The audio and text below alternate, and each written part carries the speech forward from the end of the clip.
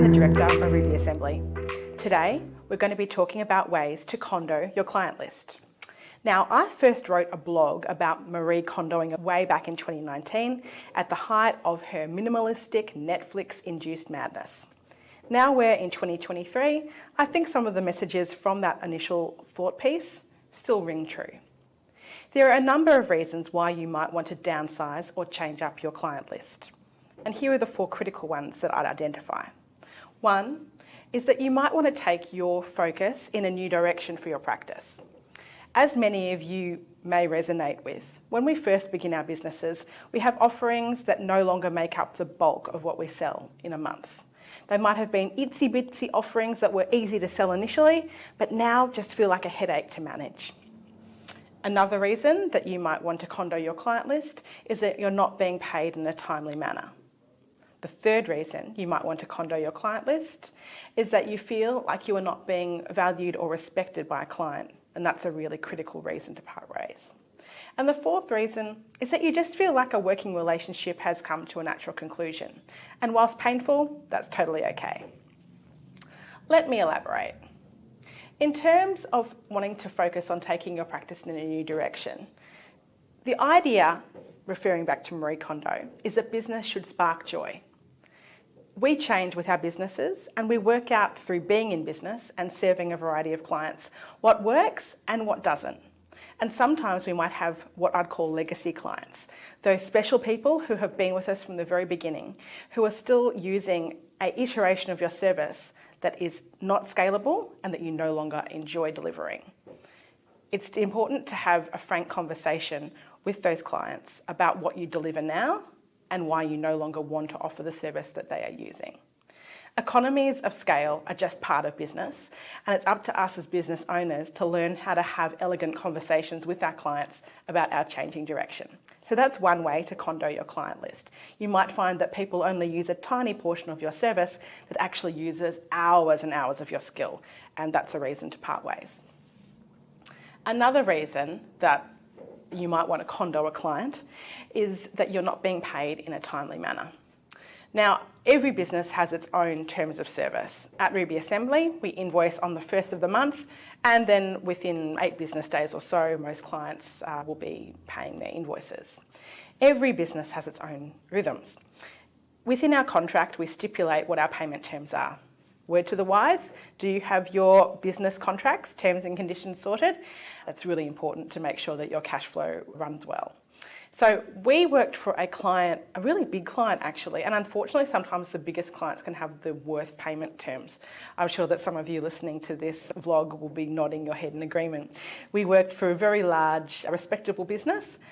They signed off on our terms and conditions in terms of payment. A couple of weeks went by, invoice wasn't paid. Start of a new month, I was feeling a little bit more concerned, and I brought it up with the accounts manager. They weren't very communicative. Eventually, I think it was a couple of months later, I got in touch with the director and they told us their payment terms were 3 months from the date of invoice. Now, anybody watching, if they're in small or medium-sized businesses, will know that 3 months is not a tenable time period for payment of invoices. That is your way to a failed business.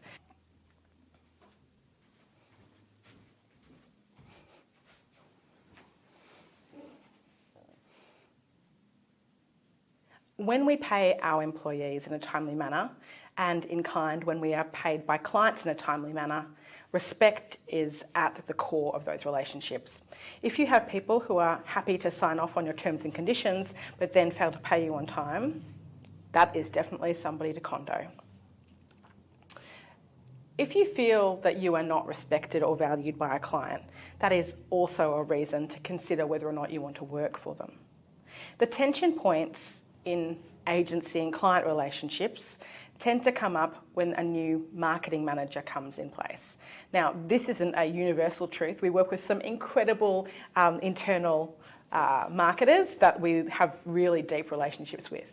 But over the past 14 years, I'd find points of risk where I feel like a relationship is veering away from the respectful with a client into the disrespectful and uncomfortable is often when a team member who is client-facing feels threatened, or belittled by a collaborative process with an external marketer like Ruby Assembly.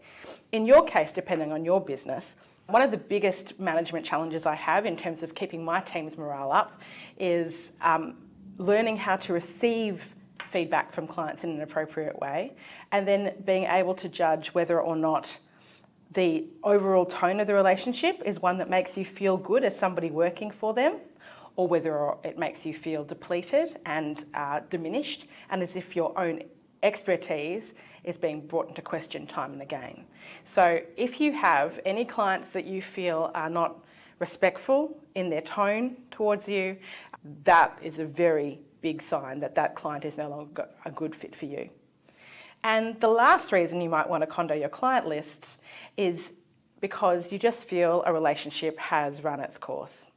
You know, I've been in business for 14 years now, and there are some business relationships that I still have from the very beginning, which I'm incredibly grateful for. And there's others that have come and go, and that's all well and fine.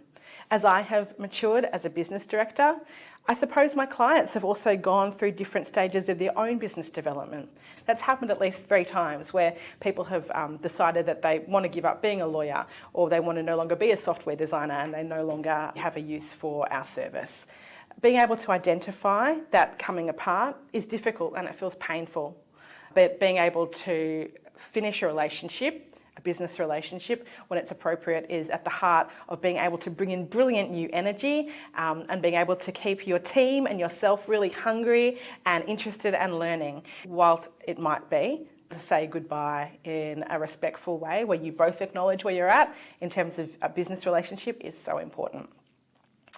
So now that you've had a few examples of different reasons you might want to clean up your client list, does 2023 hold a little bit of Kondo client magic for your business? I'm Iolanthe Gabrie. I'm the Director of Ruby Assembly. I love business. I love talking business. Thanks for tuning in.